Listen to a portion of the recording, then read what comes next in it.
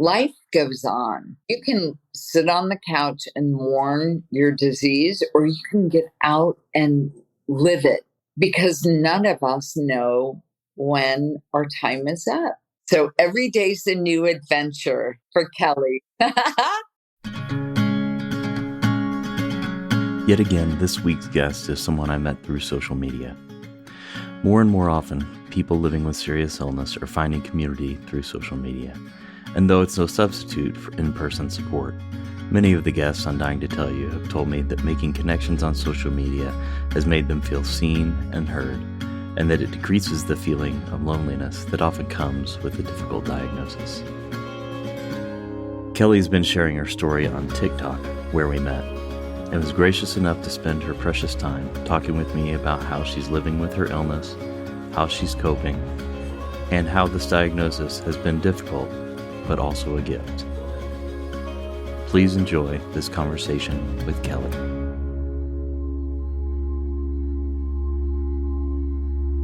This is Dying to Tell You.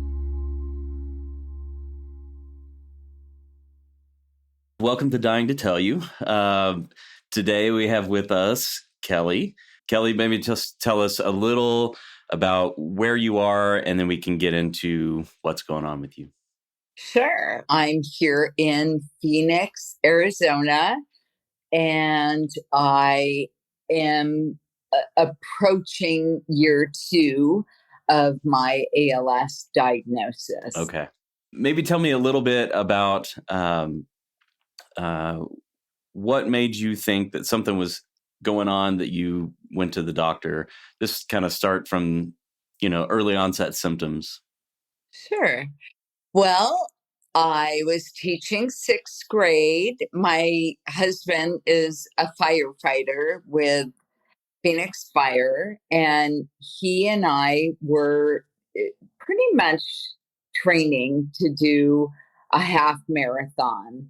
And I noticed during that training that my gait had changed. And I thought, a multitude of things crossed my mind. Is it a hip issue? Maybe it's a hip flexor. You go down the list of things. Because I'm pretty healthy, I was convinced I needed a new hip. And I then kind of procrastinated and pushed it aside. We still continued to hike and ski and train. And I started noticing the rate at which I spoke slowed down dramatically when my heart rate went up. So when I was happier, I was excited about something, my speech, the rate at which I spoke changed. So I thought, gosh, that is really, really weird. And then I had a few girlfriends that had mentioned, my gosh, were you drinking last night? And they thought my speech was a symptomatic of drinking, and I was completely sober. Right. So I decided to seek out medical treatment or at least a diagnosis. You have those things going on. I guess I could see if you're training for a marathon, you're probably feeling okay, but your gait changes and you think something going on with your hip. I get that. Sure. Was the slurring speech or, slowed down speech, was that, were you starting to feel worried? What did you think might be going on? Did you have any idea? Well, of course, you go right to WebMD, and naturally it's a brain tumor or Okay. horrible. And so that, in conjunction with some of the other smaller symptoms, I had restless leg, twitching, some real bizarre things that I had never experienced before. as a person that worked out and with a busy lifestyle.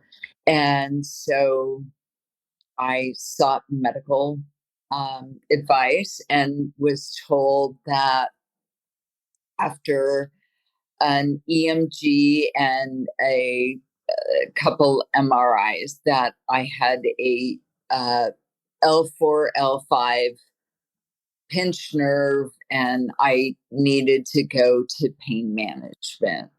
Okay. So Yeah. I thought, okay, cool. It's just my back. Right. No brain tumor. Right. Yeah. And so I was very relieved. And then I continued to discuss, these things with my husband and family and my girlfriend who lives across the street. She works as a PA for Mayo. And Mm. she said, Kelly, I think you should get a second opinion. So she kind of prompted me, encouraged me to do so, and I did.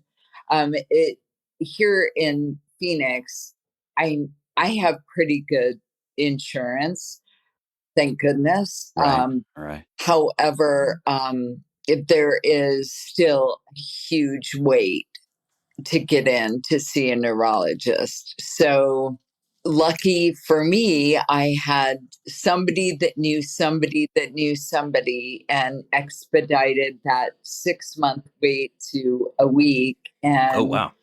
Good for you. so I was very lucky in that sense that I got the diagnosis rather quickly Mm-hmm. thereafter. So it had been about 4 months, 5 months. Since you So first started noticing the gait and the speech. yeah, about a year since I'd noticed because I kind of pushed it off. I just need to stretch more, or, you just Yeah. justify these Of things course you when do. Yeah, I mean, we all. I mean, yeah. I'm not all that old, but I'm getting older, and every time something comes up, I'm like, okay, is something wrong, or is it just that I'm older now and this is something new? Because new and wrong are very different when it comes to medical issues. Um, exactly. yeah, yeah. Because I mean, my back hurts, but I don't. As far as I know, I don't have any kind of debilitating disease. My back hurts because I'm older. For sure. And so I was on that same wavelength. And so from symptom onset to the first doctor was about 6 months. Okay. So how long ago was that? You said 2 years since your diagnosis. So that was 2 years ago, around 2 years ago now. So May 8th, 2023, I was diagnosed with sporadic ALS. Sporadic. Yes, sporadic. And it was a diagnosis from my doctor and his team at Barrow Hmm. Neurological. I'm curious. Can you tell me more about sporadic ALS? Like, what is that? I know what sporadic means, but Yeah. in terms of ALS, I'm not sure. Well, my understanding of my disease is that sporadic ALS affects everyone quite differently. So it may affect you in your lower extremities or your upper pseudobulbar, Right. the way you speak, breathing, swallowing, and it's not genetic. Hmm. So there's the gene that is transferred by your parents or grandparents. And this is, they call it sporadic, meaning they really don't know where it originated. And for me, the symptoms started in like the hips and the legs. Hmm. It had a few symptoms, verbal, but I guess they call that pseudo Bulbar. bulbar. Yeah. But as of today, My swallowing is fine. I can chew food. I do not need a breathing treatment at night. My upper extremities are fine. It's just walking Hmm. is a task. But you're still walking. I should always be using a walking stick or my walker. Um, Should. it should be the key word. Uh, so I do take a couple spills a week. It's when you have a big dog and rugs in the house, and I really have gotten to the point though where I would I really want to spare my family any hardships, and I love my life. I don't want to fall and obtain a brain bleed. So No. I'm succumbing to the stick and the walker a lot more. Yeah. Yeah. We'll come back to that. You said a lot right there. I'm curious. So when your friend said you should get a second opinion, she's thinking something's going on. Yeah. Did she say ALS? Did she say anything like that? She just said this is something more than uh, a pinched nerve. She felt that based on the symptoms that I had conveyed to her and that she could Right. observe, that I had maybe one or more things going on, Okay. especially with the heavy tongue, the speech. And, I've listened to her a lot and taken her advice, and she's always been spot on. Sure. I did, and it was a good thing that I did that. Yeah, of course. Um, Going into the neurologist, did you have any inkling that ALS was in the picture? I mean, obviously you WebMD'd it. Did that come up as part of the differential? Was It did several times, and I mentioned to my husband that, oh my God, what if I what if this is motor neuron related and this is, MS or Parkinson's, mm-hmm. ALS? And he, he's very optimistic, and he didn't want to scare me. And he kept giving me that, oh, No, you don't, can't be you don't, that. it can't be that. You're too healthy. Um, But what did you think? What did you were you worried? I Yeah. was, but I try not to cross a bridge before I get there. Mm-hmm. I just, I knew I already had a very stressful job, and trying to juggle training and a daughter in college and work and a household. I've just never been the, okay, I'm going to focus on this and stress on it, and I'm going to make it happen. No, I pushed it off and blamed it. I kept putting it into the universe. It's menopause. It's menopause. It's just menopause. I have a bad back. So, but in my heart, I did enough research and thought this could be ALS. Yeah. Yeah. I mean, it's just so I'm not the average person. I'm not the stereotype to get it, if What do you you will. mean? Well, I've never been in the military. Um, as far as being female and being in the age range, that's the only consistency with the disease and me. Okay. I've never been in a job with toxic chemicals. I grew up in a very, small home with 6 people in it. And we didn't get our house sprayed, or my dad never used Roundup or anything like that. So, the chemical piece just has been absent. Mm-hmm. Mm-hmm. So it, And it, and it's not hereditary; it's not genetic. no, And so, yeah, got it. So on May 8th, 2023, when you got your diagnosis, how did that feel? What was it like for you to hear that? Were you in his office? Did he call you on the phone? I was actually dismissing my sixth graders from school, and he had told me prior to May 8th, when I went in for an office visit in April. He said, I'd like to do more tests. You can't test for ALS. You test to Rule that rule out out. Yeah. else.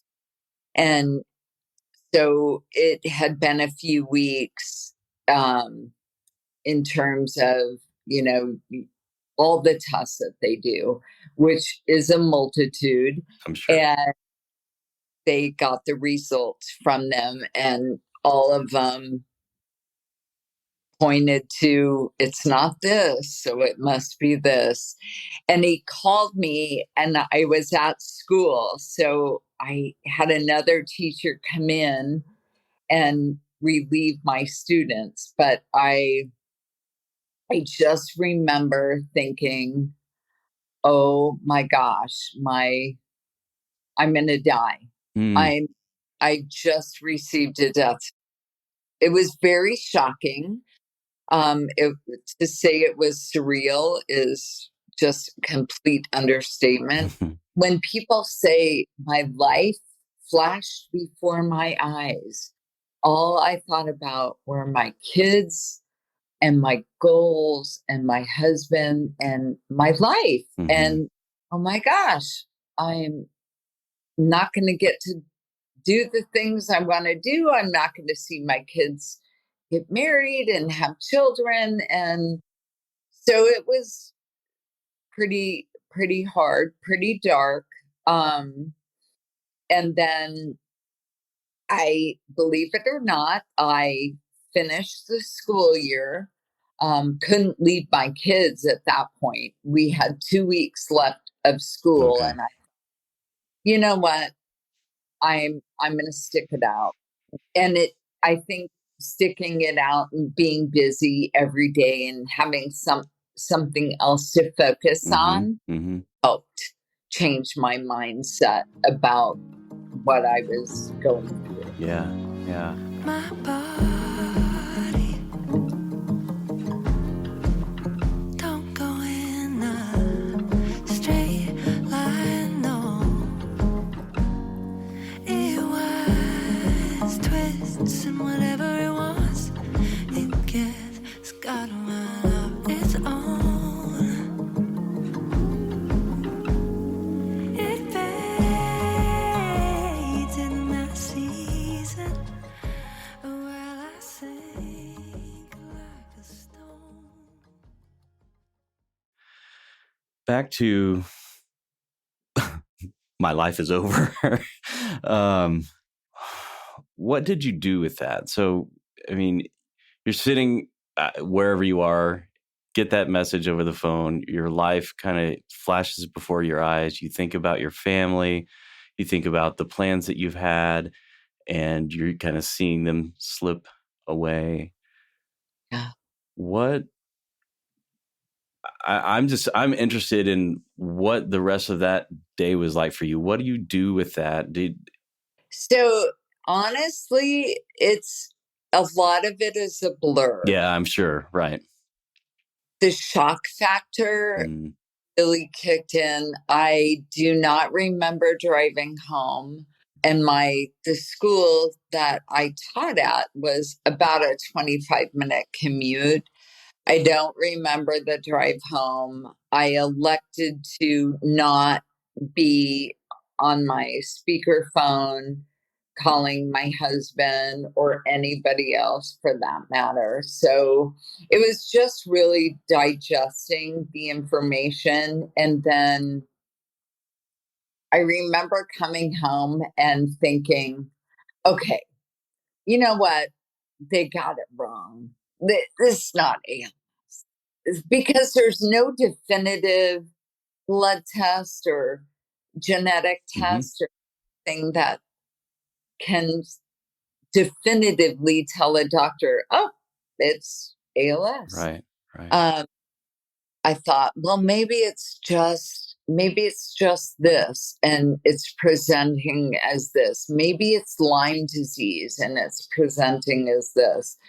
So you go through the denial stage, you're in shock, then you go through denial, and then, I mean, I wasn't very pleasant to be around.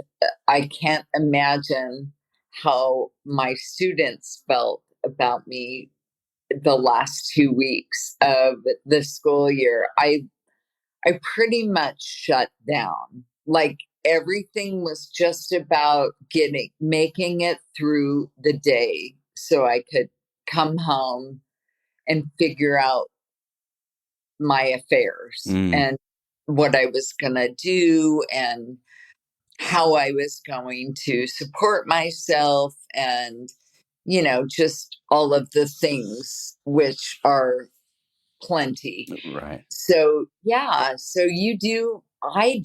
I went through anger, denial, um, fear, shock, grief, and life didn't stop. Right.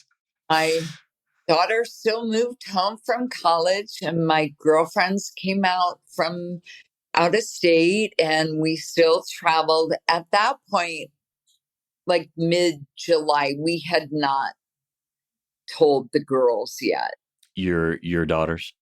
Yeah, we had not told my daughters.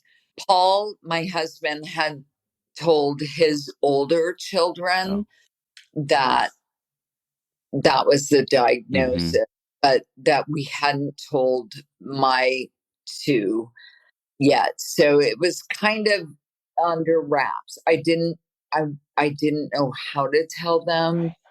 I was so afraid for them. Yeah. What were you afraid of? Well, I think we're pretty close. We're a close Mhm. family.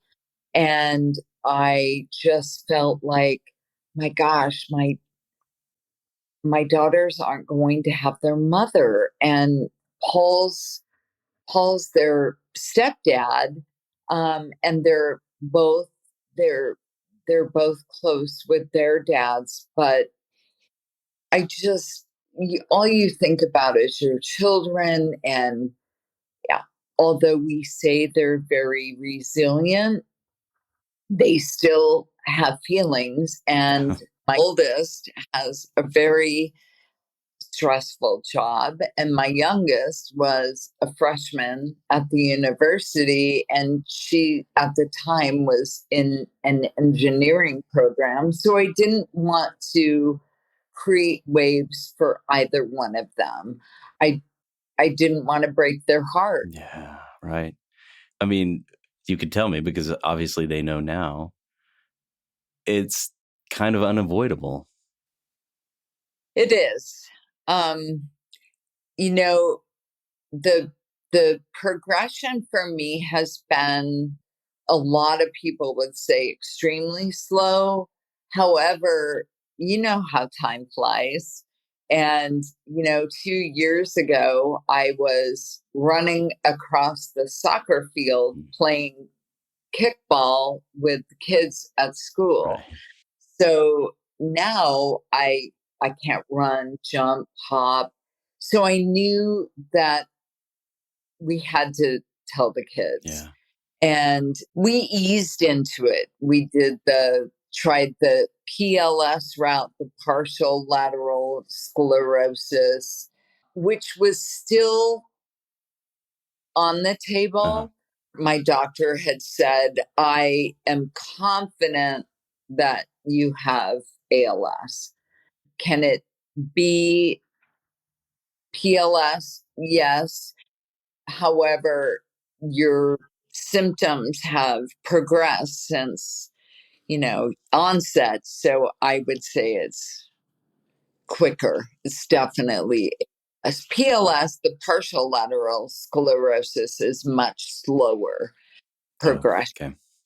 So, So when you finally did tell your kids, how was that? Yeah. devastating. No, the crying, and I think my kids kind of went into the same mode I did, and that is fight mode. Right. And we're going to make this better, and we're going to find a solution, and let's get a second opinion, and let's do this. And how do they know? So, it's not so much denial, but I like to think of it as optimism, Mhm. solution orientation, because neither one of them, I, not to say they didn't believe me, but I think, when you present that kind of information to someone, it's pretty shocking. Yeah. Even if it's not a loved one, it's still weird. And I think that the girls, despite knowing the truth, they did pretty well with it. I think it's definitely has strengthened my Mm, relationship. They're way more intentional now than they've ever mm, been. And that sounds odd coming from a mother, but I really find joy in the little things now with them. Whereas before I feel like I was so rushed, right? mhm. And trying to make appointments and get the house clean and the laundry done and et cetera, et cetera. And so you miss things. And once you slow down and really take notice, it's amazing how many things we miss because we're living this lifestyle. It's like we're in a race car, Mhm. right? And we're Mhm. trying to get to the finish line, hypothetically. No one wants to really get there, but that's how we're conducting our lives. Yeah. Yeah. I mean, a big part of the reason this podcast exists is to give people the benefit of your experience. And I don't need to be sick with ALS to hear the message that, hey, there's a lot of really great things happening around you all the time if you just pay attention. If you're intentional about your relationships with your family, if you're intentional about the things that you're doing, there's joy everywhere. And, you can let the house be dirty for a day and that's not, that's not a problem. Um, yeah. Well, so how are they now? They're great. They're one's in Colombia at a wedding, and the other one Cool. spring break in Dublin. Oh, wow. Okay. She's probably touring the Guinness factory as we speak. Nice. Nice. When I said that time still goes on, Yeah. I don't think you ever get used to it. You just accept it and learn to live with it. And my girls are very much like me. They're adventure seekers, they're motivated, Mm, they love their lives. And I think that they're doing okay. yeah. Yeah. They're doing okay.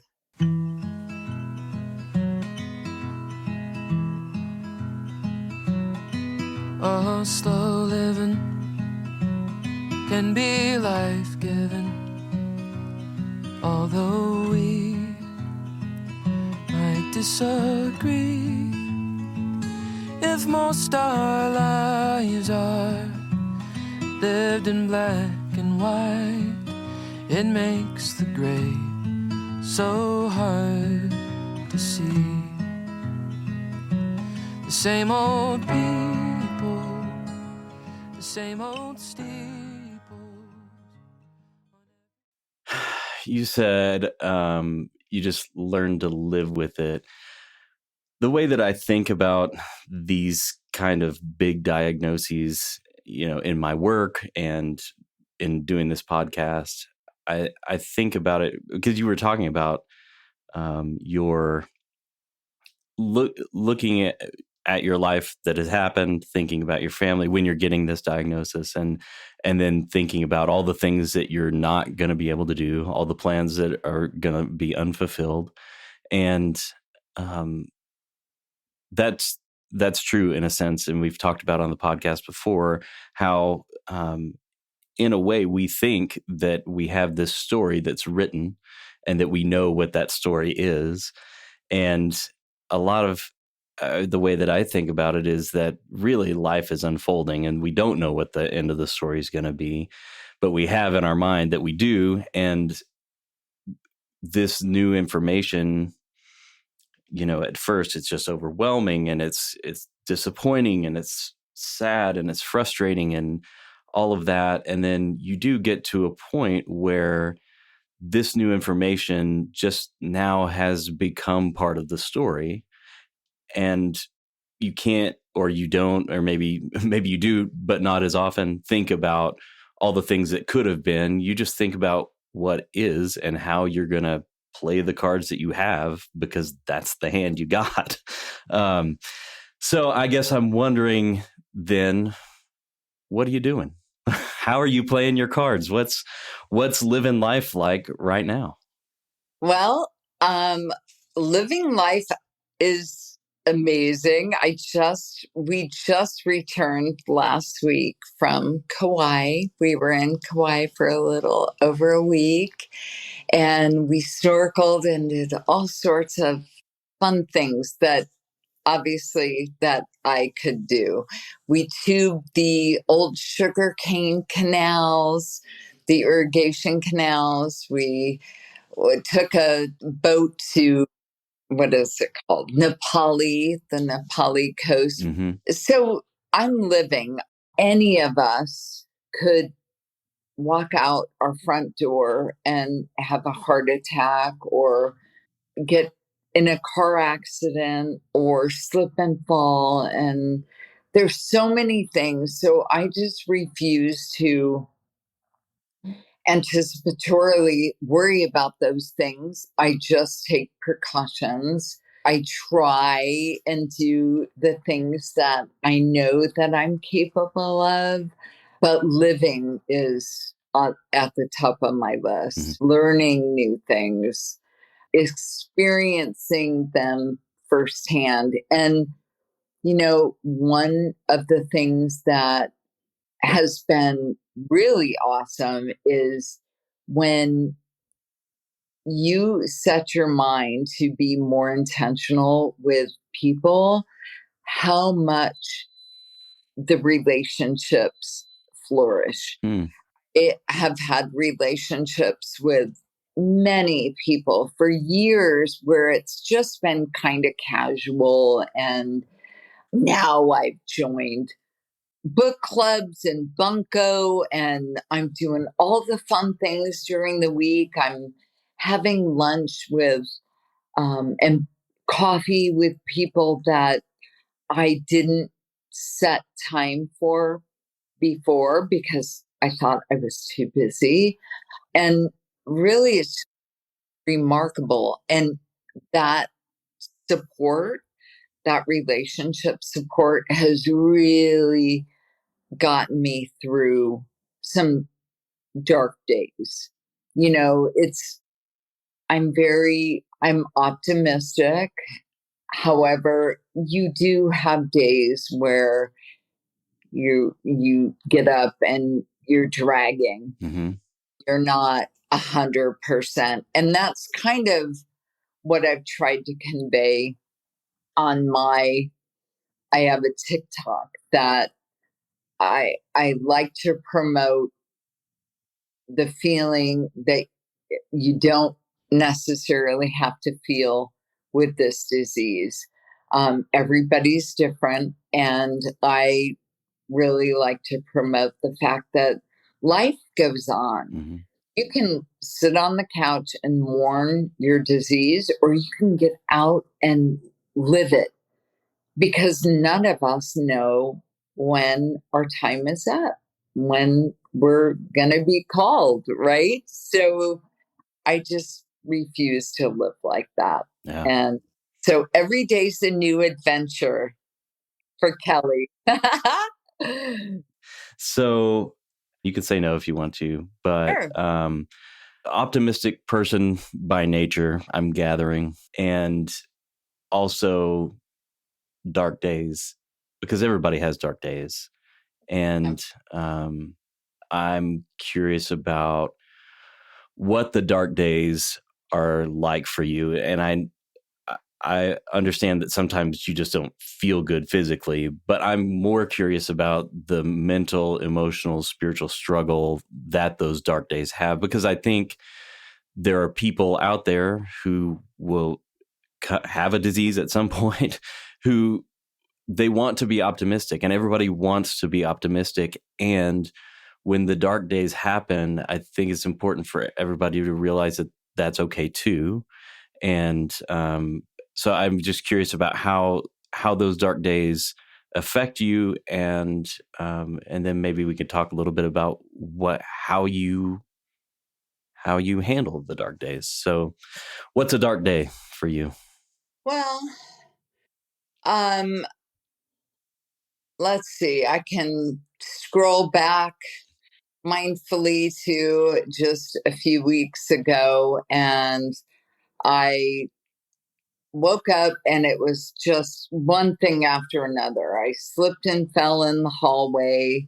And my home was filthy. My dogs needed to be groomed. I just had a litany of things that I needed to complete, and I that fall really set me back, and not so much physically, but emotionally. Yeah. Yeah.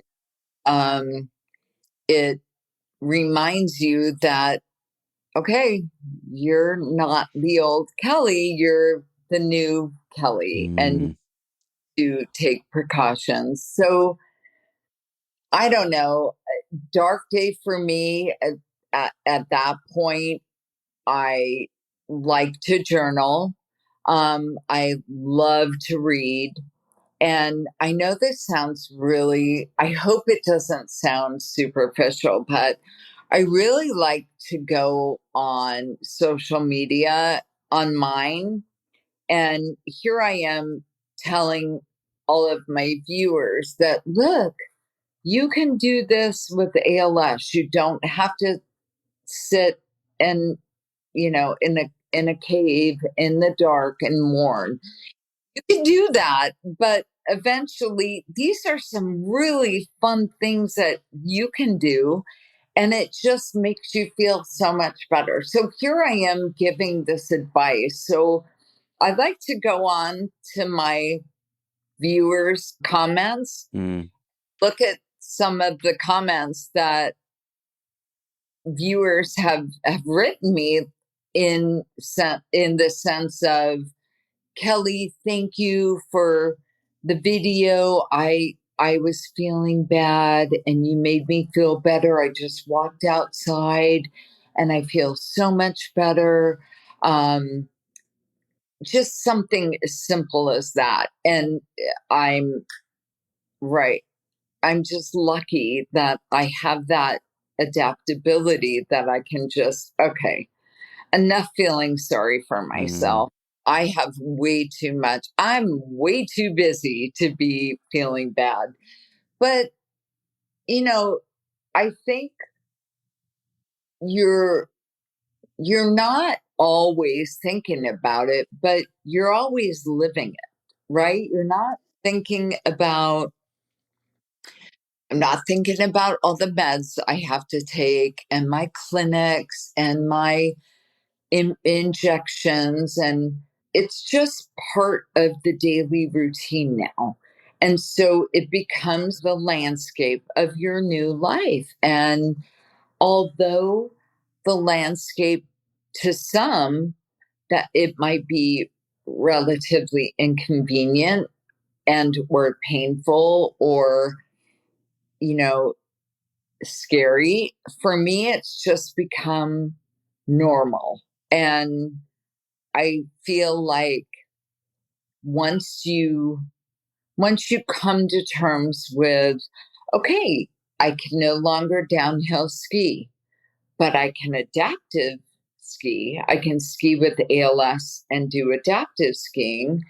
Once you understand that and you start doing things for yourself and your family, things change. They change for me. I did not want to be the feel sorry for myself. I didn't want my kids to feel bad. I have always been, you know, the outgoing, loud, crazy mom in the group. And I still had that legacy to uphold because that is who I am. And, you know, I've, I like who I am. Yeah. And I like who I am even more now. Mm. I'm a lot more honest with people, with myself, with Mm. my children, and like feelings. You had mentioned the dark days when I feel like, okay, I'm not going to be able to do this. I'm honest with my friends or whoever I have plans with, and I just let them know, hey, I took a spill. I'm not, I'm kind of feeling sorry for myself right now. I'm not going to be able to make it over. And, you know, Yeah. I'm not going to be able to go shopping or whatever it is. And it's empowering because I finally am able to say no and not feel bad about Mm-hmm. it. Mm-hmm. I've always been the person that when I make plans, I I follow through, and I on many occasion would kick myself the morning of, overextending, and I really would rather sleep in, or I'd rather spend it with my daughters or whatever it was. But now I can say no and not feel bad Mm-hmm. about Mm-hmm. it. So, there's some empowering things in there also. Right. Right. I mean, as you're describing this, I don't think anybody really is getting this impression, but uh, it could sound like this has been a huge gift for you. You're talking about your family relationships being more intentional, you being more intentional about how you're spending your time, you being empowered to do the things that you want to do, you now looking for ways to adapt and live your life in a better way, relationships flourishing, doing book clubs and all of this stuff. Um, and so I don't think that anybody really thinks, oh, ALS is such a gift. I don't know. It's just something that I'm noticing how much you have taken this diagnosis, incorporated it into your life, and really made something beautiful out of something that could have been devastating and probably was devastating for a while. Well, I thank you. Sometimes I hear, and you've probably heard the statement that everything happens for a reason. Mm. And I mean, kind of like the karma, the scorecard in the sky. It's whatever you believe. For me, I like to think that it was a way for me to stop and smell the flowers. Mm-hmm. Albeit it was at 55 when that transpired. And not to say I never found joy in anything prior to that, because Yeah, that of would course. be a complete lie. But, you know, when you're told, okay, you have this, or you have 3 months to live, you need to get your affairs in order, you do one of two things: you crumble and mourn and grieve, or you forge on. And I have two girls and two step children that have never seen me just give up. I have a legacy to uphold. Mhm. And I feel like, for me, you know, I'm so lucky. I am so fortunate to have, a home and insurance and a network of healthcare providers and people to help me through, this time. And I feel like I just want to help give back Mm. or help those who don't have the things that I have. And one of those is my grit. Mm. I have incredible grit. I just feel like, you know what? ALS is devastating and it is so ugly, but it also can be beautiful, and you don't have to give up on your life because you have restrictions. So I'm using my disease to promote self-care, mental health, get out and see the world, even if that means out your front door and into your front yard, or take your dogs to the dog park, or call a friend, try and connect with someone like you. It's just helped me a lot. I think of people that are in my shoes that do not have the resources that I have, and it it makes me crazy. Next step would be to get into the legislation, Mm. because it's just so unfair. you know People should have health care, and people should have the ability to see doctors and be well, and there's so many people that don't have Yeah. that option. So I just try and make light of it a little bit and try and put a funny spin on it. I'm still the same person.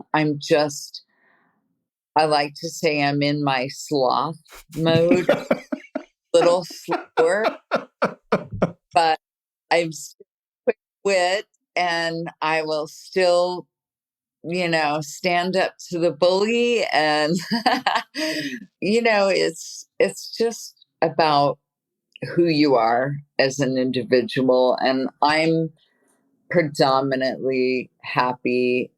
For me, this whole thing has been such a trip that you have to have humor. Humor, without being able to laugh, I don't know how people do it. I don't know either.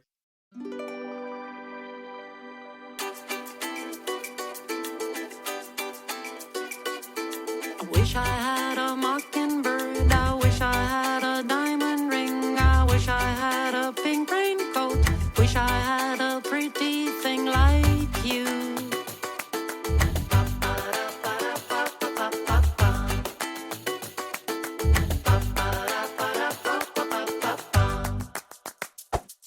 I wish I had a bubble gum. I wish I had a a Zeppelin. Wish I had a kaleidoscope.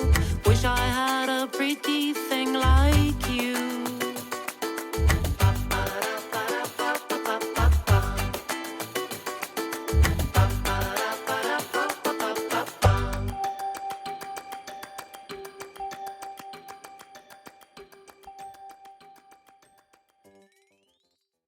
I'm curious about how you're thinking about the progression of your disease, and if you have any thoughts about how you will handle all that. So, one of the things you said earlier was the dark times. And I think when you start to really dwell on the future, I mean, it's inevitable. We all progress at different rates, but there's going to come a time where I'm going to be in a wheelchair. I will lose dexterity and feeling in my arms and legs. There's a chance that, I'm going to need breathing assistance and I won't be able to speak or eat on my own. All I can say is that I try not to focus on that right now. I take each small progression. And again, I hate to overuse the word, but I cross the bridge when I get there. And I'll give you an example. I'm now traveling with a wheelchair. When ALS Arizona recommended salvage your energy, use this wheelchair, I was like, Mm-hmm. I am 57. I'm not 87. I'm not using that chair. Well, let me tell you, I started using the chair, and what a difference. What a difference it made in my battery life of energy. And it's been a game changer. Something as simple as my shower chair. Like, I look forward to showers again because you can sit and you're Yeah, not exerting seriously. all of that energy. And I mean, it's little things, right? It sounds It's like I should look into a shower chair. Sounds like fun. if you think the shower chair is great, wait till you learn about a toilet chair. They're fabulous. I'm teasing. I love mine, but it's just another thing that helps make life with a debilitating disease very much easier. And when my friends come over and they have to use the bathroom, it's kind of like the funny joke, like, do I use the one with the chair or the one without the chair? Yep. Like, no, go use the chair. It's fun. Yeah, great. You don't have to exert all that energy, momentum, and it's awesome. But the progression is not rapid, so you have time to think about things. I just refuse to let my mind go there yet. It is very dark. It's very scary.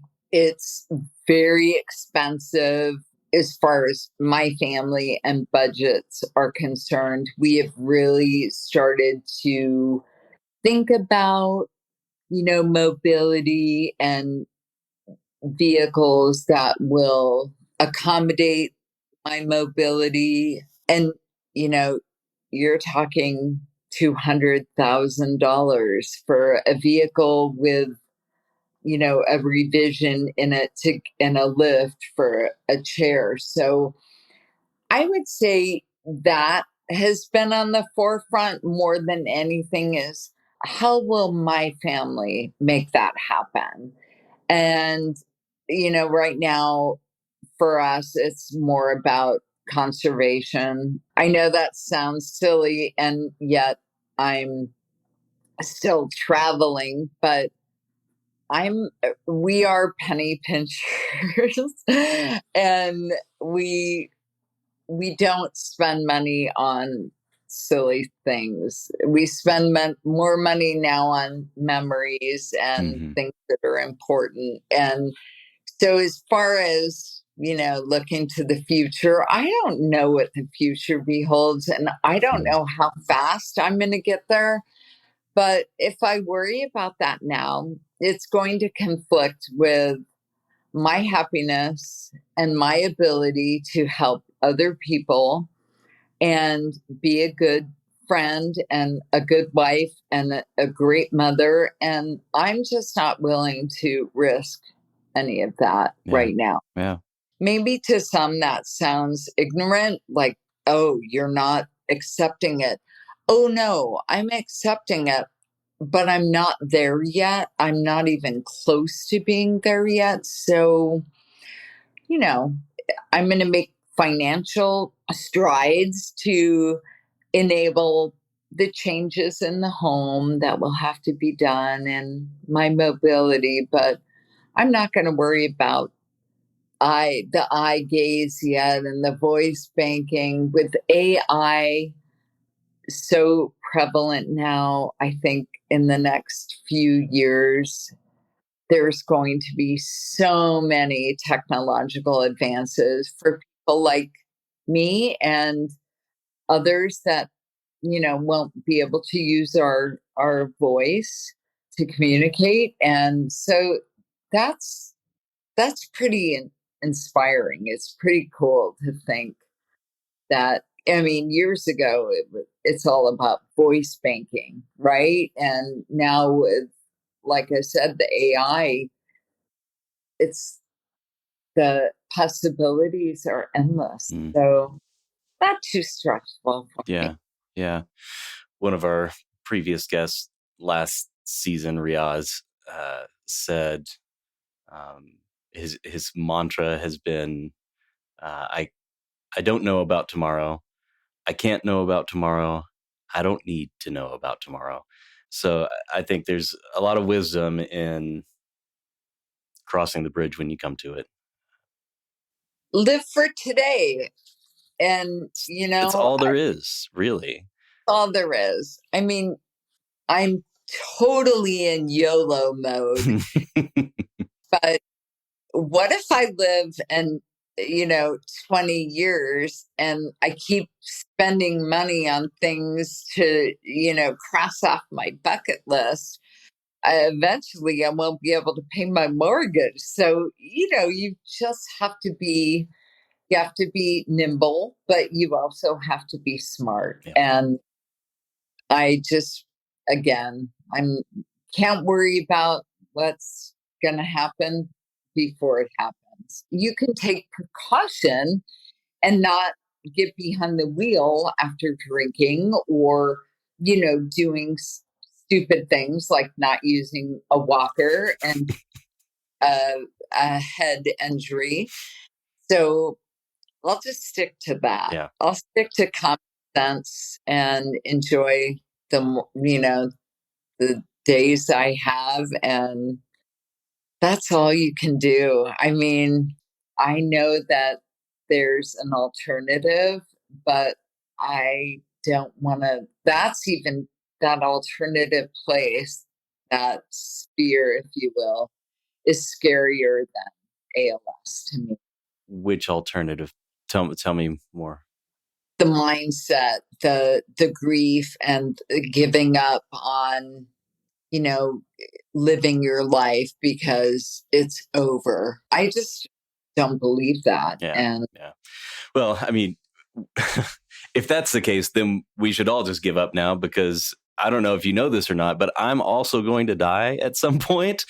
And so my life is over too, right? That's not true.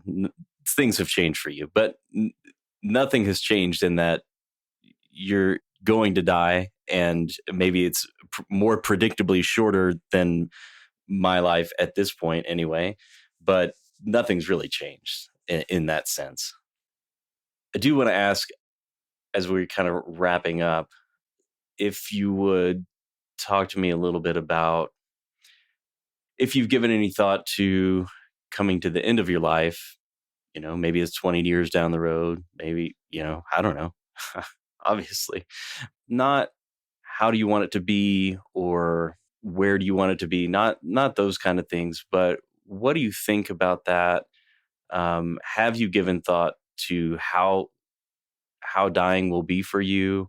Does that bring up emotions for you? Do you give it any thought?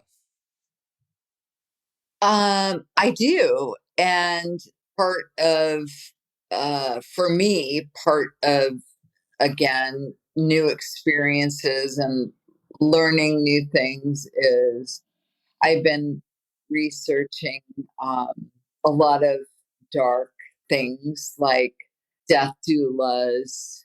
And not that death doulas are No, dark, but I had a doula with my first pregnancy, and she was amazing. And I feel like the transition for me and my daughter, it was such a beautiful thing. So I've been learning about that. I've been in discovery mode and trying to figure out how I wrap up organ donation.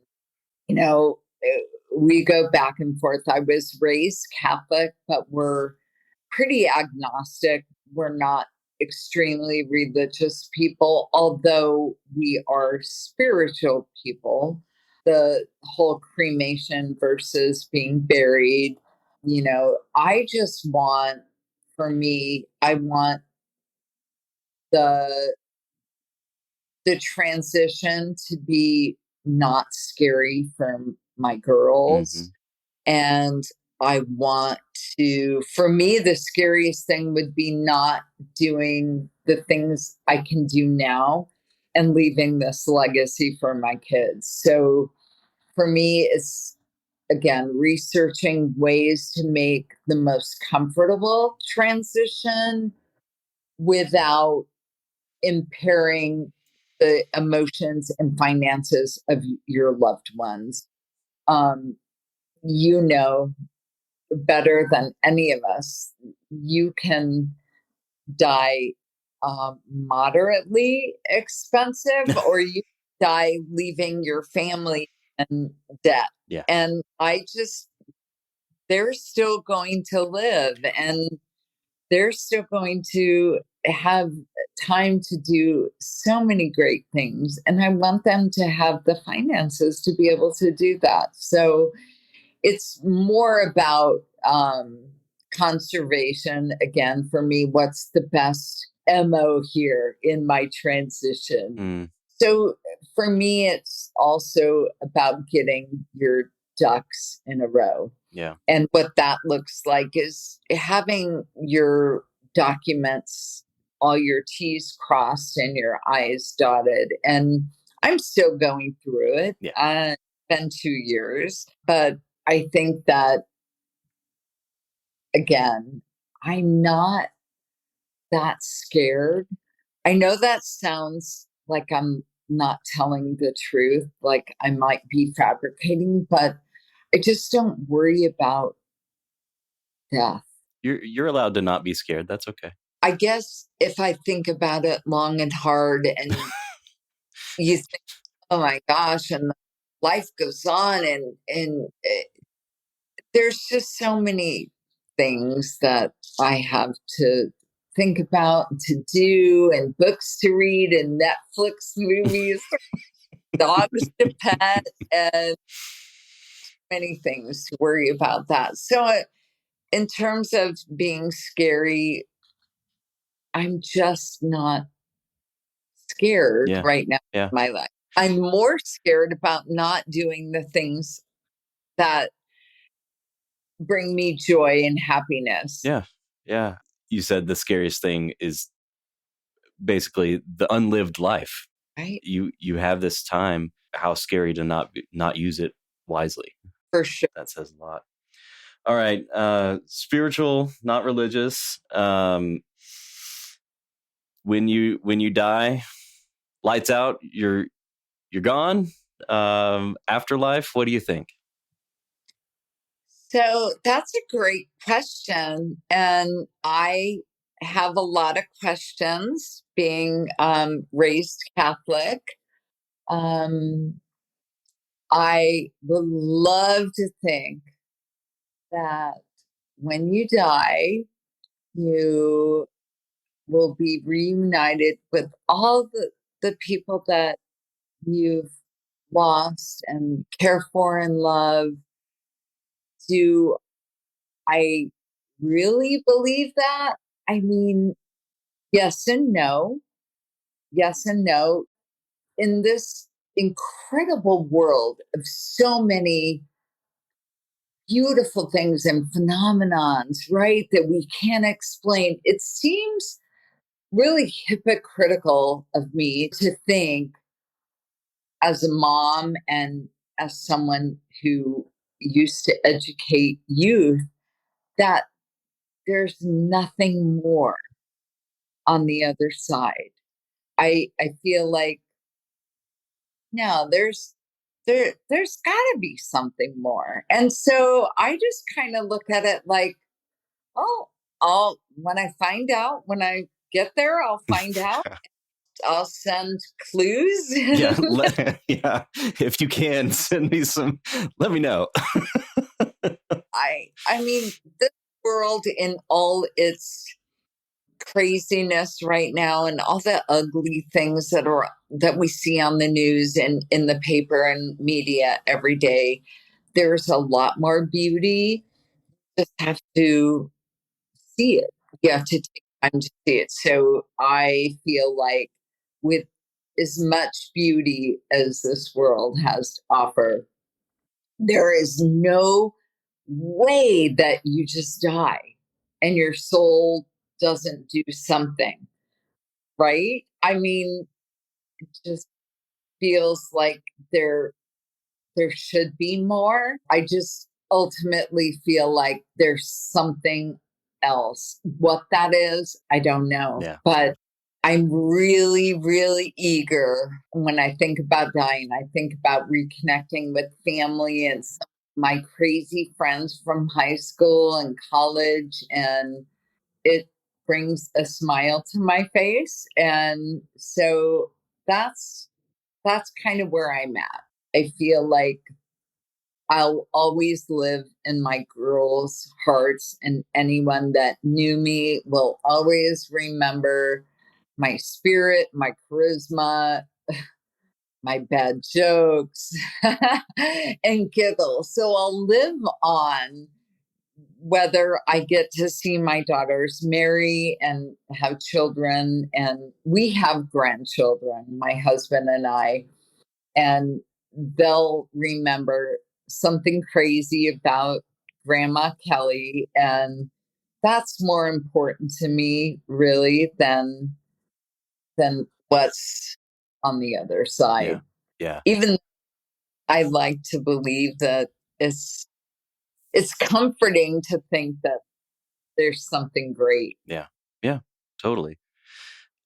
Well, that tracks. I mean, that is you're the cross the bridge when you come to it, lady, and you're optimistic, and I think that's totally in line, right? And humble enough to say I don't know, but I'm hopeful that this is going to happen, and I'll find out when I get there. Y'all will, right? Right? Yeah. Um, so that last statement about living on in your family, your friends, the stories they tell, that it's a great segue into the last question that we ask everybody, which is, how do you want to be remembered? I would like to be remembered as a person that cared. I would like to be remembered by my girls as someone very strong, adventurous. What would my mom do in this situation? She would forge forward, you know, just mentally positive and gritty. Mm, I like that word because it really is who I've become,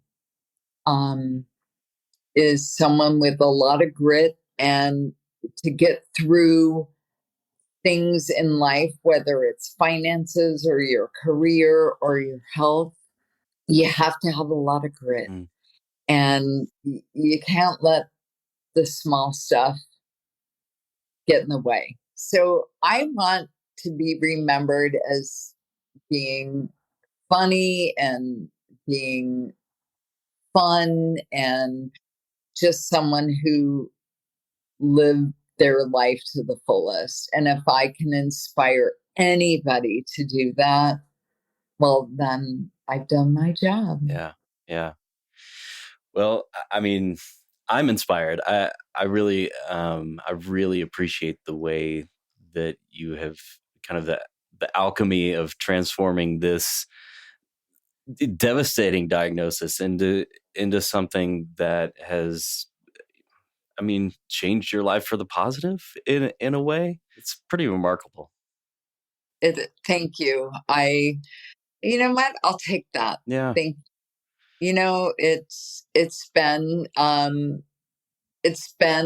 quite an endeavor, but there's been so many perks, and this being one of them. How awesome is this that you invited me on this podcast? Oh, well, And yeah. I'm like a total celebrity now with my whole neighborhood. They want the clip. They want to make sure they download the podcast, and they're so excited. Awesome. So, Oh, well, yeah. I'm excited too. Well, thank you so much for sharing your story, for just the courage and the vulnerability of talking about this to people on your social media, and for sharing it with us here. Really, really great conversation. Thank you. Do you want to tell people where they can find you on social media if they want to follow? Absolutely. Thank you for that opportunity. So if you have a TikTok, I'm Warrior Mom, ALS Warrior Mom. And I just post snippets about all the crazy things that I do and enjoy doing, and try and encourage others to take risks and have fun despite whatever health challenges they may have. And I'm also on Instagram. It's K Mictor mid 85, I think. I don't even know. Isn't that crazy? We'll link to you. And as when this comes out, we'll put it on our social media too. We'll tag you and all that. So great. Thank you so much. Yeah. Really, I enjoyed speaking with you. It was great. This is great. I agree. Thank you to Kelly for sharing her story with us. Rachel, Deanna, and Kelly have shown us that ALS affects each person differently, and each person responds and lives with it in their own unique way. I'll have more to say about Kelly's journey in next week's reflection. Until then, I hope you'll take a moment to remember that life is precious. Do what needs to be done, say what needs to be said, and live your life with intention and purpose. This is Dying to Tell You.